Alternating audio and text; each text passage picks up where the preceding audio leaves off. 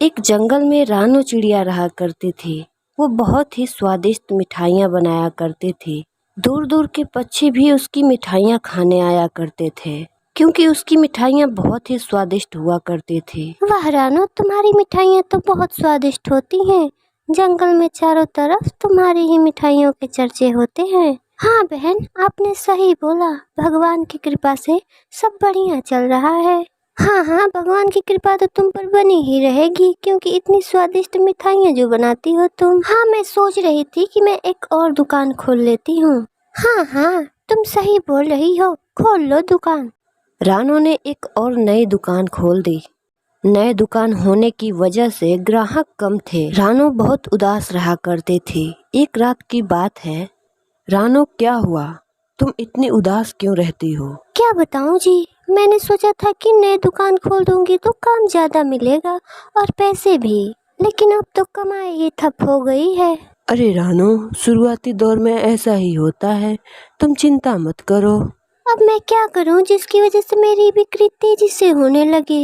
हे भगवान, अब तो आप ही मेरी मदद करो। रानो अपनी काम खत्म करके दुकान पे चली जाती है। आज वो दुकान के बाहर ज्यादा पक्षियों की भीड़ देखकर वो बहुत खुश होती है। सारे ग्राहकों को मिठाइयाँ देने के बाद रानो बहुत खुश थी, क्योंकि आज उसकी दुकान चल पड़ी थी। हे भगवान, आज ये चमत्कार कैसा?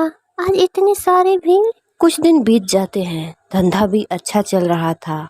एक दिन उसकी कुछ मिठाइयाँ खराब हो जाती है। उसका नौकर आके कहता है, रानो दीदी, कुछ मिठाइयाँ खराब हो गई हैं। इन मिठाइयों को बाहर जाके फेंक देता हूँ। खराब हो गए? नहीं नहीं, मुझे तो नहीं लग रहा। चलो अब ये मिठाइयाँ वहाँ पे रख दो, अब हम यही मिठाइयाँ बेचेंगे। मिठाइयाँ देख रानो के मन में लालच आ जाता है। तभी वहाँ पे कबूतरी अपने बेटे को लेके मिठाइयाँ खरीदने आती है और रानो उसको वही मिठाइयाँ देती है और कहती है, देखो कालू, तुम झूठ ही ये मिठाइयाँ फेंकने जा रहे थे। देखो आज कितनी कमाई हो गई। आज तो ताबड़तोड़ कमाई हुई है। बड़े आए थे मुझे ज्ञान देने वाले। अगले दिन कालू छुट्टी ले लेता है।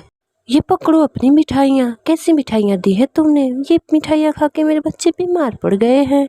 हाँ बहन, आज हम इस रानो को छोड़ेंगे नहीं। अरे बहनों, मारो इस रानो को, सब मिल के मारो। देखो, इसने हमारे बच्चों को बीमार डाल दिया। खराब मिठाइयाँ बेच रही है, लालची कहीं की। अरे अरे बहनों, रानो से गलती हो गई। अब ऐसी गलती इससे कभी नहीं होगी। माफ कर दो मेरी रानो को, माफ कर दो बहनों। हाँ हाँ, माफ कर दीजिए मुझे, मुझसे बहुत बड़ी गलती हो गई। अब ऐसी गलती दोबारा कभी नहीं होगी। रानो हमेशा के लिए लालच छोड़ देती है और ईमानदारी से काम करने लगती है और पैसे कमाती है।